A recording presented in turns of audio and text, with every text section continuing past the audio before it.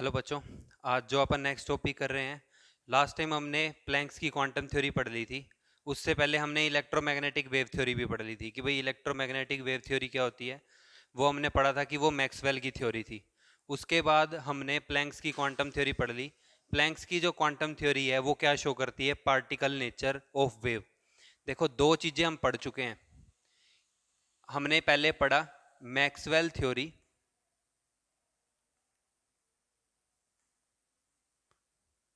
Maxwell's theory of electromagnetic wave. Electromagnetic wave की Maxwell theory, और ये हमारे को क्या बताती है? ये हमारे को बताती है wave nature of any radiation.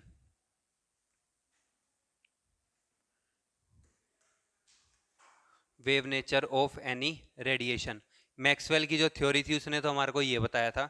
फिर हमने सेकेंडली पढ़ा था Planck's quantum theory.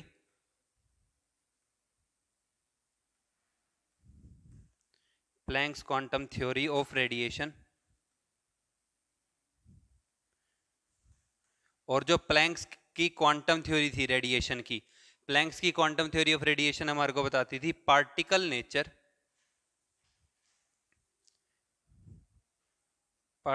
Nature of wave. ये लास्ट टाइम हमने पढ़ भी लिया था कि किसी भी वेव के अंदर क्या होते हैं? पार्टिकल्स होते हैं। ठीक है, तो any wave has particle associated with them called as photon.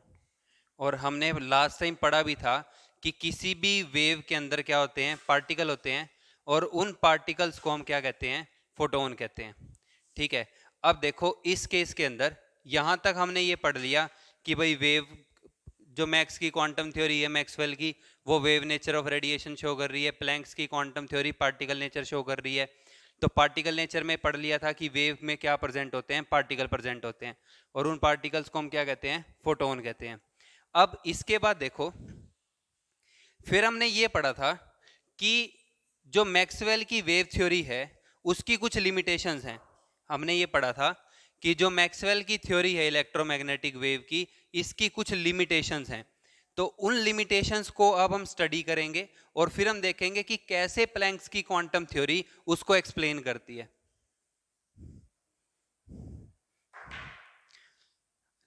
हमने पढ़ा था limitations of electromagnetic wave theory. जो इलेक्ट्रोमैग्नेटिक वेव थ्योरी है इसकी लिमिटेशन क्या थी भाई? पहली लिमिटेशन में हमने ये पढ़ा था कि ये ब्लैक बॉडी रेडिएशन को एक्सप्लेन नहीं करती।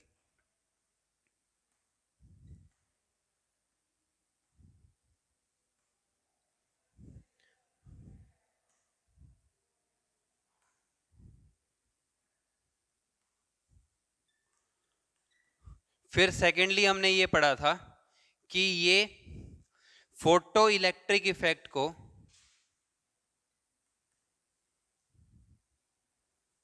Photo electric effect was not explained.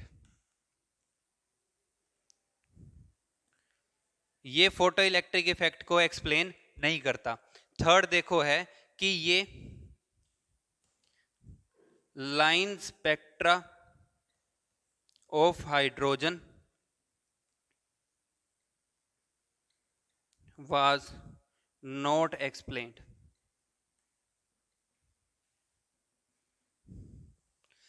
भाई ये लाइन स्पेक्ट्रा ऑफ हाइड्रोजन को एक्सप्लेन नहीं करता। अब आज का हमारा काम क्या है? हम one by one in topics को पढ़ेंगे और देखेंगे कि कैसे इलेक्ट्रोमैग्नेटिक वेव थ्योरी इसको एक्सप्लेन नहीं करती, और जो हमने अब प्लैंक्स की क्वांटम थ्योरी पढ़ी है, कैसे प्लैंक्स की क्वांटम थ्योरी जो है वो इसको क्लियरली एक्सप्लेन करती है।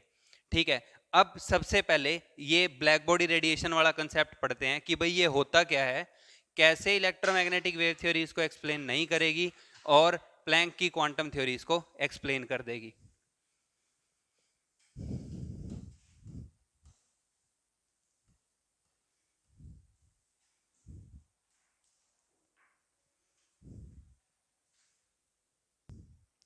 अब देखो सबसे पहले ब्लैक बॉडी रेडिएशन।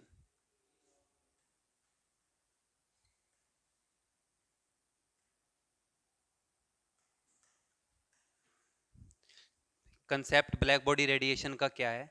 सबसे पहले कि ब्लैक बॉडी क्या होगी। देखो कोई भी substance, any substance which can absorb light of any intensity और any frequency is called as black body. कोई भी सब्सटेंस जो किसी भी लाइट को एब्जॉर्ब कर लेगा और उसको एमिट कर देगा, वो उस लाइट, उस बॉडी को हम क्या कहते हैं? Black body. Any substance, any substance which can absorb or emit radiations of all frequencies is called as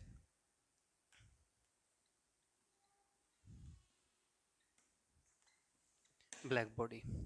ठीक है, अब देखो इस कंसेप्ट को हम पढ़ते हैं कि ये लॉजिक है क्या। मान लो कि कोई हमारे पास आयरन की रोड है, आपने वेल्डिंग होती हुई देखी होगी भाई। जब आप वेल्डिंग करते हैं तो वेल्डिंग करते हुए शुरू शुरू में जब उसको हीट करना शुरू करते हैं तो वो वाइट कलर का होता है, ठीक है।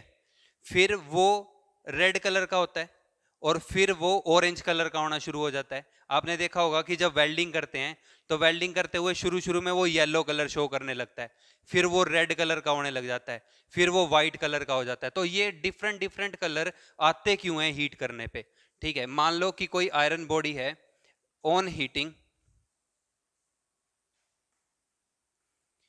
It firstly shows red colour, पहले रेड कलर शो करेगा। On further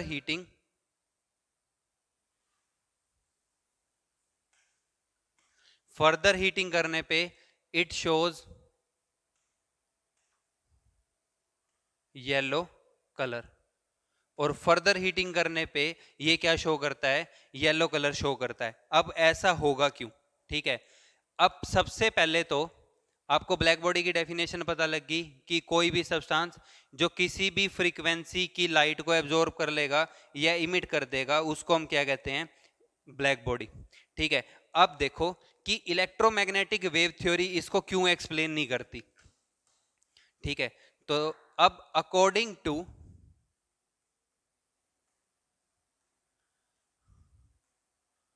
concept of electromagnetic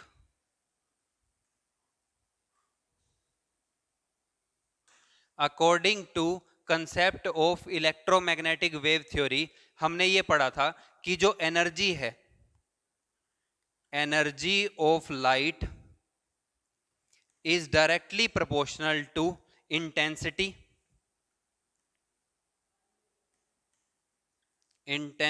of light, और intensity of light is directly proportional to square of amplitude. ये हमने कंसेप्ट पढ़ा था इलेक्ट्रोमैग्नेटिक वेव थ्योरी के जब पॉइंट पढ़े थे। तो according to electromagnetic wave theory कि जब आप किसी भी लाइट की एनर्जी निकालना चाहते हो तो एनर्जी डायरेक्टली प्रोपोर्शनल होती है किसके? इंटेंसिटी के, और इंटेंसिटी जो है वो डायरेक्टली प्रोपोर्शनल होती है किसके? एम्पलीट्यूड के स्क्वायर के। ठीक है, अब इसके बाद एक हमने इलेक्ट्रोमैग्नेटिक वेव थ्योरी का एक पॉइंट ये पढ़ा था कि लाइट इज एब्जॉर्ब्ड कॉन्टिन्यूसली, और जो लाइट है वो क्या होगी? कॉन्टिन्यूसली एब्जॉर्ब होगी। ठीक है, अब अगर हम स्पेक्ट्रा पढ़ें, अगर आपको कलर स्पेक्ट्रा बताऊं मैं, तो जो व्हाइट लाइट है, ये आपने 10th क्लास में भी पढ़ा होगा, white light is made up of 7 colours. जो व्हाइट लाइट है वो क्या होता है? 7 कलर से मिलके बनी हुई होती है। और हमने ये पढ़ा भी है जब हम स्पेक्ट्रम पढ़ रहे थे कि 7 कलर बनते कैसे हैं। मान लो कि प्रिज्म है, ठीक है, इसके ऊपर मैंने व्हाइट लाइट इंसिडेंट कराई, मैं इस पे व्हाइट लाइट को इंसिडेंट करा रहा हूं प्रिज्म के ऊपर। आपने डिस्पर्जन ऑफ लाइट पढ़ा हुआ है,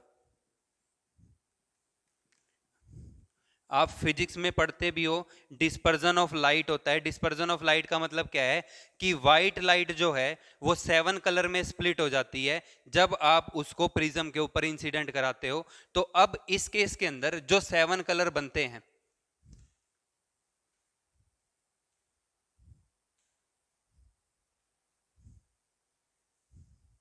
तो 7 कलर हमारे पास कुछ ऐसे बनते हैं, VIBGYOR स्पेक्ट्रा बनता है विबग्योर। विबग्योर में जो V है वो रिप्रेजेंट करता है वॉयलेट कलर को,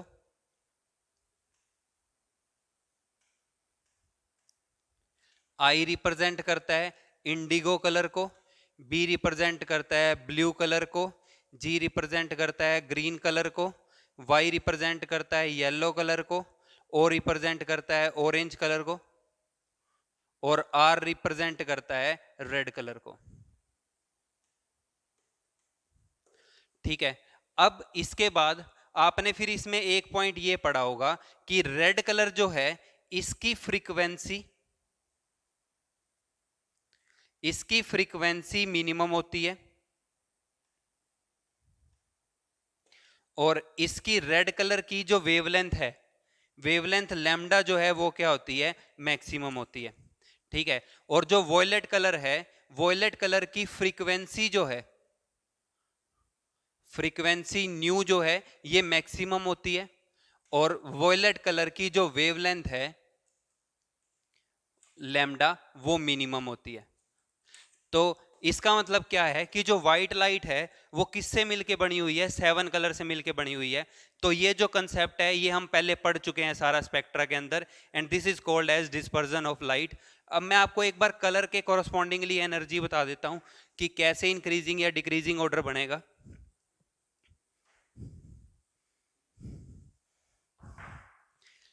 तो अगर हम ये लिख रहे हैं विबग्योर,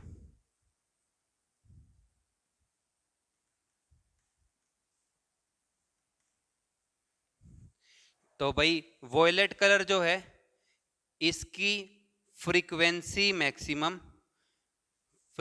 मैक्सिमम और लैम्डा मिनिमम। जब हम लेफ्ट से राइट की तरफ बढ़ रहे हैं यहां पे, तो इस तरफ जाते हुए फ्रीक्वेंसी तो होगी डिक्रीज, और लैम्डा जो है वो क्या होगा, इंक्रीज। वेवलेंथ, क्योंकि भाई हमने पढ़ा भी हुआ है कि दोनों रेसिप्रोकल है। हमने न्यू का फॉर्मूला लिखा था, frequency nu is equal to c by lambda, तो दोनों में रेसिप्रोकल रिलेशन है, एक मैक्सिमम है तो दूसरा मिनिमम होगा। अब रेड कलर के लिए क्या आ जाएगा, रेड कलर के लिए फ्रीक्वेंसी तो आ जाएगी मिनिमम, और जो लैम्डा की वैल्यू है ये क्या आ जाएगी, मैक्सिमम। ठीक है, तो अब ये चीज हमें शो करती है कि हर कलर की, या every colour has its different frequency and different wavelength. This shows that, this point shows that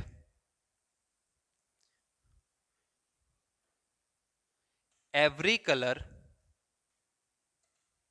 has its own frequency and its own wavelength.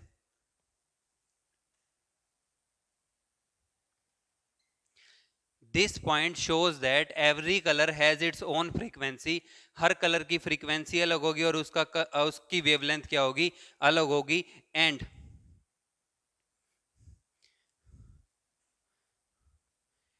type of color is independent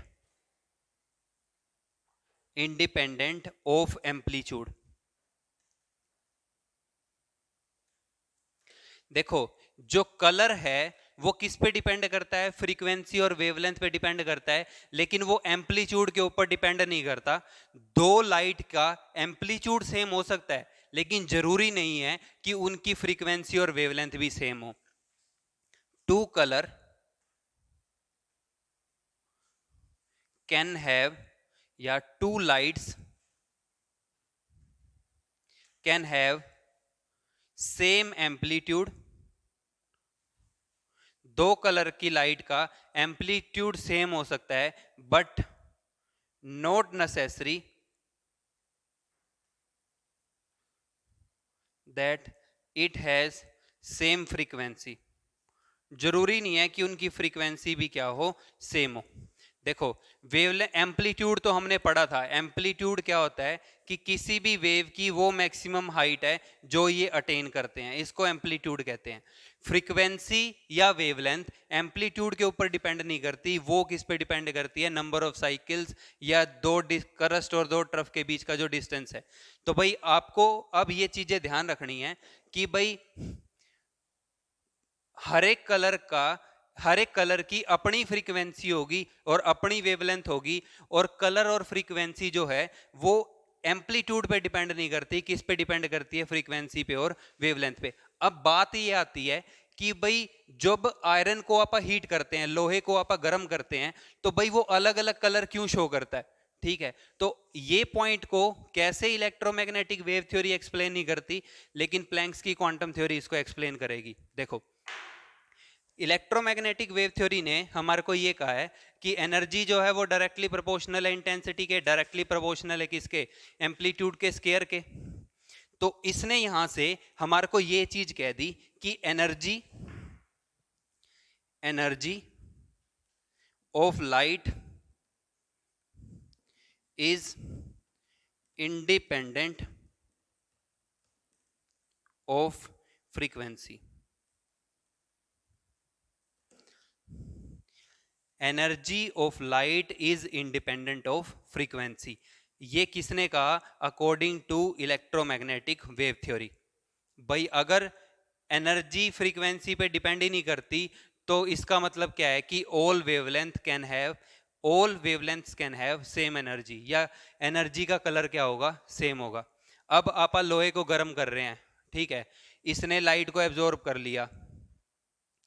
colour किस पे depend करता है? Colour depend करता है frequency पे या wavelength पे। अब बात, इसने इलेक्ट्रोमैग्नेटिक वेव थ्योरी ने हमारे को फ्रीक्वेंसी वेवलेंथ के बारे में कुछ बताया नहीं, तो इलेक्ट्रोमैग्नेटिक वेव थ्योरी इसको एक्सप्लेन नहीं करती। ठीक है, अब बात ये आती थी कि भाई प्लैंक की क्वांटम थ्योरी जो है वो इसको कैसे एक्सप्लेन करती है।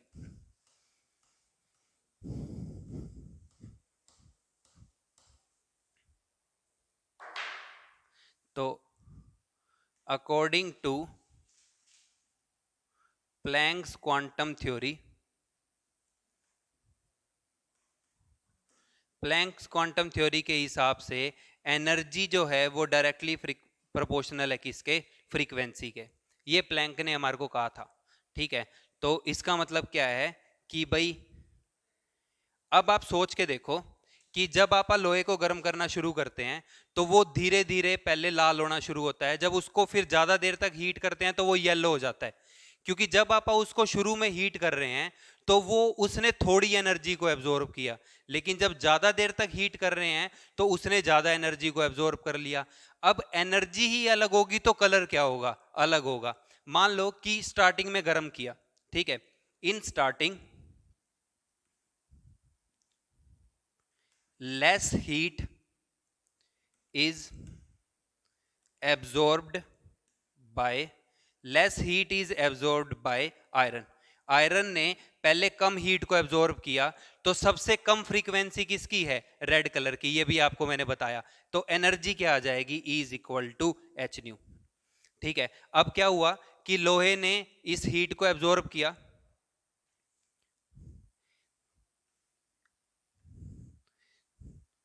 तो less heat is absorbed, that is less frequency is absorbed।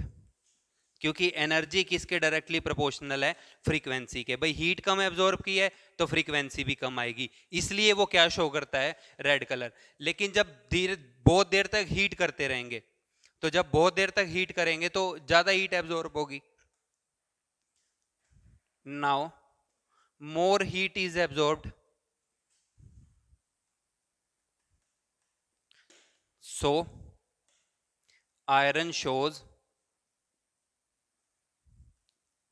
color of high frequency।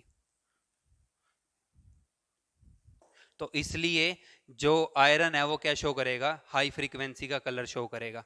भाई क्या होता है देखो, ये प्लैंक्स की क्वांटम थ्योरी में हमने पढ़ा भी था कि लाइट जो है वो डिसकंटिन्यूसली एब्जॉर्ब होती है और डिसकंटिन्यूसली एमिट होती है। तो अगर मान लो वो पहले लाइट को एब्जॉर्ब कर रहा है, ठीक है, पहले वो लाइट को एब्जॉर्ब करेगा, उसको एमिट करेगा, एमिट करने पे कलर क्या आ रहा है, रेड। वो फिर दोबारा लाइट को एब्जॉर्ब करेगा, ठीक है। अब वो दोबारा लाइट को एब्जॉर्ब कर रहा है, वो ज्यादा हीट को एब्जॉर्ब कर रहा है, तो हाई फ्रीक्वेंसी वाला कलर आएगा, ठीक है। तो ये लॉजिकल कंसेप्ट है किसका, ब्लैक बॉडी रेडिएशन का, जो एक्सप्लेन किया प्लैंक्स की क्वांटम थ्योरी ने, and which was unexplained by electromagnetic wave theory. अगर मैं अब आपको लास्ट में इसको पिक्चराइज करके बता दूं तो कुछ ऐसे है, आयरन ने हीट को एब्जॉर्ब किया less amount as in starting में कम अमाउंट को एब्जॉर्ब किया, आयरन हो गया हीटेड। अब आयरन क्या करेगा, एनर्जी लॉस, और एनर्जी लॉस जो कर रहा है, एनर्जी लॉस के कोरस्पॉन्डिंगली कलर आ रहा है रेड। फिर अगेन हीटेड, दोबारा हीट किया, now more energy is absorbed, ज्यादा एनर्जी को एब्जॉर्ब कर लिया, फिर आयरन हीटेड हो गया, फिर ये क्या करेगा, एनर्जी एमिट करेगा, now colour is of high frequency. ऐसा नहीं है कि भाई सारा दिन एब्जॉर्ब भी करता रहेगा, पहले एब्जॉर्ब करेगा, एमिट करेगा, फिर एब्जॉर्ब करेगा, फिर एमिट करेगा, फिर एब्जॉर्ब करेगा, फिर एमिट करेगा, और ये सीक्वेंस जो है वो चलता रहेगा, ठीक है। तो this is the concept of black body radiation. अब देखो इसके बाद सेकंड टॉपिक हम स्टार्ट कर रहे हैं। सेकंड टॉपिक है अपना फोटो इलेक्ट्रिक इफेक्ट का।